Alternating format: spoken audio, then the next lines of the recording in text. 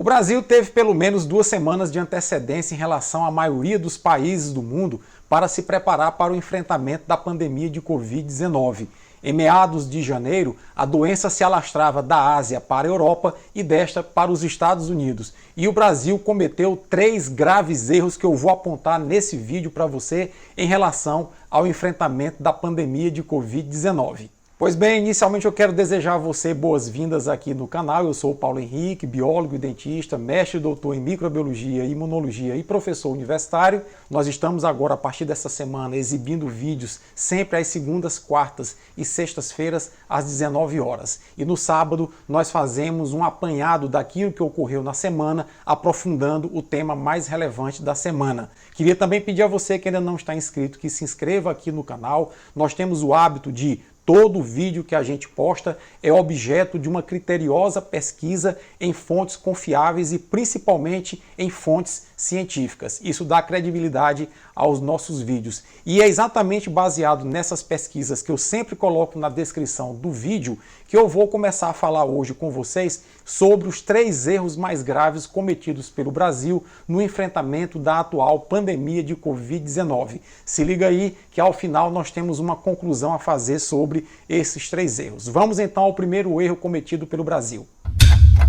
Olha, é quase uma unanimidade entre todos os especialistas que o primeiro erro cometido pelo Brasil, e talvez o mais grave deles, seja a não adoção de um plano nacional de enfrentamento à pandemia de Covid-19. Aqui mesmo no canal, no dia 26 e no dia 28 de janeiro, eu alertava aos ministros da Economia, Paulo Guedes, e ao ministro da Saúde, o então Henrique Mandetta, para a elaboração de planos de contingenciamento, porque naquela época, por volta do final de janeiro, a pandemia já estava se alastrando pela Europa e pelos Estados Unidos, e era uma questão de tempo chegar ao Brasil.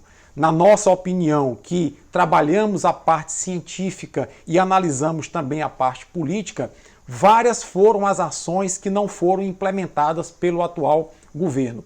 Cabia ao presidente da República, o Jair Bolsonaro, naquele momento, fazer uma reunião com seu staff ministerial, chamar os governadores para essa reunião e os prefeitos de capitais, bem como representantes do Congresso Nacional, o senador Davi Alcolumbre, que é o presidente do Congresso Nacional, e o deputado Rodrigo Maia, que é o presidente da Câmara dos Deputados. Cabia também chamar o Supremo Tribunal Federal para essa reunião. Por quê? Nós estávamos percebendo que um inimigo se aproximava do Brasil e que iria causar muitas mortes a brasileiros, como estava causando já na Europa e nos Estados Unidos, e era fundamental que se deixasse de lado as discussões políticas e se passasse a uma articulação nacional para o enfrentamento desse inimigo. Foi assim que os países que têm o melhor desempenho em relação à pandemia de Covid-19 fizeram e estão já superando a crise econômica, a crise humanitária e a crise sanitária relacionada à pandemia de Covid-19. Na verdade, depois se descobriu, inclusive, que esse plano até foi montado pelo Centro de Estudos do Exército. Um centro de inteligência que o Exército tem, elaborou um estudo muito complexo, que eu vou inclusive disponibilizar aqui para vocês, e depois se soube que o governo mandou retirar esse estudo do site do Exército e mandou engavetar esse estudo. Então, na verdade, o que faltou foi a implementação desse estudo feito pelo Exército de forma articulada entre o Poder Executivo, o Poder Judiciário e o Poder Legislativo. Na verdade, o que nós vimos foi um clima de tensão cada vez maior, patrocinado inclusive pelo presidente da República, tensionando as relações entre os poderes durante a pandemia, e nesse sentido isso foi muito lesivo para o enfrentamento da pandemia de Covid-19. Na nossa opinião, cabia, por exemplo, o presidente da República chamar o ministro da Defesa para utilizar as centrais de inteligência do Exército e das Forças Armadas, como até chegou a ser utilizado, para elaborar um plano de enfrentamento. Faltou chamar o ministro da Economia, o Paulo Guedes, para se preparar para dar o apoio financeiro, o apoio social às pessoas que iriam entrar em quarentena. O mundo inteiro estava fazendo isso. Era possível perceber que na Europa já havia programas governamentais de manutenção de renda, nos Estados Unidos da mesma forma, ou seja, não precisava se inventar a roda. Na verdade, o Paulo Guedes se preocupou inicialmente em aprovar uma PEC chamada PEC do Orçamento de Guerra, um nome até meio hollywoodiano, e nessa PEC ele se preocupou fundamentalmente em aprovar um dispositivo que permitia ao Banco Central comprar títulos da dívida privada de empresas e bancos, dando liquidez a grandes empresas e liquidez a grandes bancos. Enquanto isso, as linhas de créditos que foram disponibilizadas para as micro e pequenas empresas eram de difícil acesso, ainda hoje são de difícil acesso, tanto que 716 mil empresas fecharam, normalmente pequenas e microempresas fecharam, aumentando o desemprego no Brasil. Essas 716 mil micro e pequenas empresas que fecharam não retornarão mais suas atividades de acordo com a pesquisa feita pelo IBGE e não há, do outro lado, nenhum banco e nenhuma grande empresa que faliu durante a crise. Note também que a política econômica do Paulo Guedes caminhou no sentido de aumentar a concentração de renda. O Ministério da Economia sequer se preparou para atualizar o cadastro único e até hoje milhões de brasileiros não receberam o auxílio emergencial pago pela Caixa Econômica Federal. Houve fraude no auxílio emergencial, pessoas que não receberam o auxílio emergencial, mostrando uma total desorganização da pasta da economia que não se preparou lá atrás para enfrentar a situação que já se desenhava no mundo inteiro, seria essa. De outro lado também, o ministro da Educação, ao invés de estruturar um plano de enfrentamento e contingenciamento da crise que se avizinhava em janeiro no Brasil, ficou mais preocupado em fazer política, participar de aglomerações e atacar membros do Supremo Tribunal, até que foi premiado com uma exoneração e uma nomeação para um cargo milionário no Banco Mundial em Washington. O Abraham Weintraub não deixou absolutamente nenhum plano articulado para minimamente manter as atividades educacionais nesse país. A própria Organização Mundial da Saúde diz que os governos devem priorizar a volta à educação com segurança, porque senão toda uma geração ficará comprometida. Então, são muitas falhas cometidas e que principalmente partem de um ponto comum. Faltou um comando central. Faltou um comando, um presidente que articulasse todas essas instituições, todos esses políticos, todas essas ações. Faltou, inclusive, uma campanha nacional do governo federal esclarecendo a população para a importância do isolamento social, que até hoje se constitui na principal arma de proteção e defesa da população em relação à Covid-19. Então, na minha modesta concepção, esse é o primeiro erro cometido pelo Brasil e talvez o erro mais grave, porque a maioria dos outros erros derivam desse erro inicial, da falta de implementação de um plano nacional articulado para o enfrentamento da pandemia de Covid-19. Mas vamos ver qual é o nosso segundo erro grave cometido pelo Brasil durante a pandemia. O segundo erro poderia até ser uma derivação do primeiro, que foi a excessiva e é a excessiva politização da pandemia de Covid-19. Mas eu resolvi desmembrar porque a politização ela está tão acentuada que ela ganhou vida própria. A falta de um comando central, a falta de um presidente que fosse articulador com governadores de estados, prefeitos, Congresso Nacional e Supremo, criou tensões tão grandes que esse erro aflora naturalmente na percepção das pessoas em relação à pandemia de Covid-19. Lá atrás, o presidente, por não querer implementar as medidas de isolamento, foi confrontado pelos governadores e pelos prefeitos que entraram com uma ação no Supremo Tribunal Federal no sentido de pedirem autonomia para o enfrentamento, porque o governo federal, ao invés de se articular com estados e municípios para planejar conjuntamente um programa de enfrentamento, queria impor a abertura da economia enquanto o mundo inteiro fazia o contrário.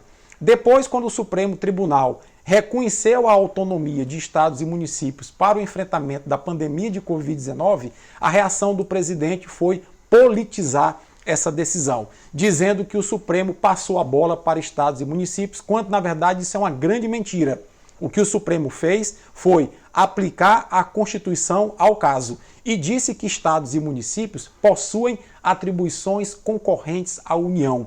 Isso significa que União, estados e municípios têm as mesmas atribuições de enfrentamento à pandemia de Covid-19 e que, preferencialmente, deveriam agir de forma articulada. Com isso, o presidente resolveu plantar uma fake news e resolveu tirar o corpo do ponto da responsabilidade de articular as ações de enfrentamento da pandemia de Covid-19. Politizou tanto a situação que trocou, em plena pandemia, isso é algo inédito no mundo inteiro, 2 ministros da saúde, porque passou a politizar a utilização da hidroxicloroquina como o salvaguarda da nação brasileira para enfrentar a pandemia de Covid-19. O próprio presidente, numa live, reconheceu que a hidroxicloroquina não tem comprovação científica da sua eficácia em relação à pandemia de Covid-19. O argumento dele foi uma falácia em dizer que não tem comprovação que funciona, mas também não tem comprovação que não funciona. Então, toma do mesmo jeito. Isso induz a população, numa visão política sem embasamento científico, a adotar medidas de afrouxamento em relação ao enfrentamento da pandemia, acreditando que a hidroxicloroquina pode salvar todo mundo do mal da pandemia de Covid-19. Não satisfeito com isso, nosso presidente e alguns dos seus ministros ainda participaram de manifestações antidemocráticas, pedindo o fechamento do Supremo Tribunal Federal, pedindo o fechamento do Congresso Nacional, pedindo a volta do AI-5, a volta da ditadura militar e resultando em enormes aglomerações em pleno pico inicial da pandemia no Brasil, mostrando uma total politização do problema de saúde que assola o mundo e que iria assolar de uma maneira muito grave, como está assolando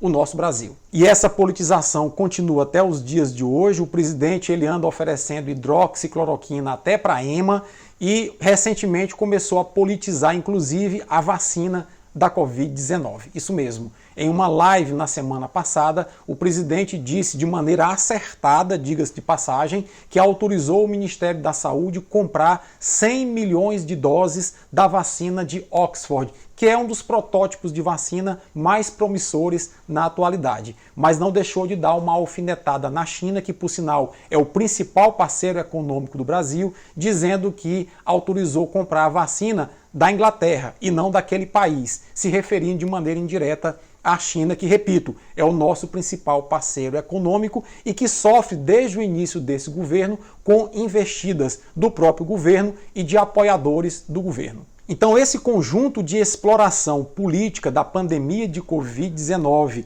tem sido igualmente lesivo ao enfrentamento e à obtenção de resultados positivos para o nosso país. Vamos então agora ao terceiro e último erro grave que o Brasil comete em relação à pandemia de Covid-19.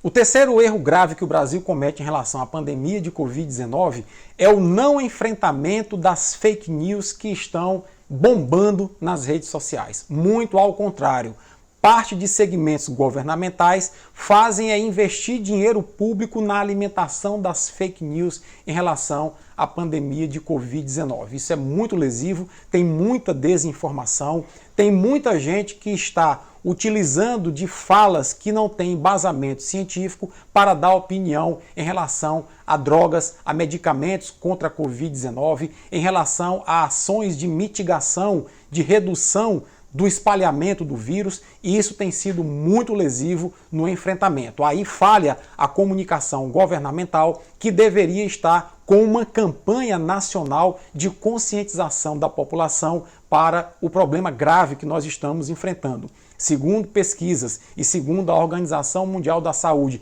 que inclusive é alvo de fake news do próprio governo brasileiro e de notícias que caluniam essa importante organização mundial, o Brasil poderá passar décadas vivenciando os efeitos da pandemia de Covid-19. Tudo isso porque não há uma ação articulada de enfrentamento a essa pandemia, que é, na história recente da humanidade, o problema mais grave que nós estamos enfrentando. Apenas o Facebook, na semana passada, para vocês terem uma ideia, derrubou páginas e perfis falsos relacionados a assessores do presidente da República e dos seus filhos que tinham algo em torno de 2 milhões de seguidores. Uma única notícia falsa, uma única notícia mal intencionada postada em um desses perfis, em uma dessas páginas, tem um efeito devastador na informação nas redes sociais e na capacidade das pessoas compreenderem a gravidade do momento que nós estamos enfrentando. E aí, meu amigo, minha amiga, a síntese disso tudo é que falta governo, falta gestão, falta preocupação com a população brasileira. O governo que aí está, comandado pelo presidente Jair Bolsonaro, está muito preocupado já com a reeleição de 2022 e está tensionando toda essa relação que eu encadeei aqui para vocês com um único objetivo: fidelizar os 30% do eleitorado que ele tem segundo as pesquisas e manter uma certa chance de ir ao segundo turno e ganhar as eleições de 2022. Nem que para isso ele tenha que subir a rampa do Palácio do Planalto pisando em corpos de brasileiros mortos pela Covid-19. Se você gostou desse vídeo, dá uma curtida, não deixa de compartilhar, se inscreve no nosso canal para que nós possamos continuar a crescer com qualidade e responsabilidade. Obrigado e até a próxima.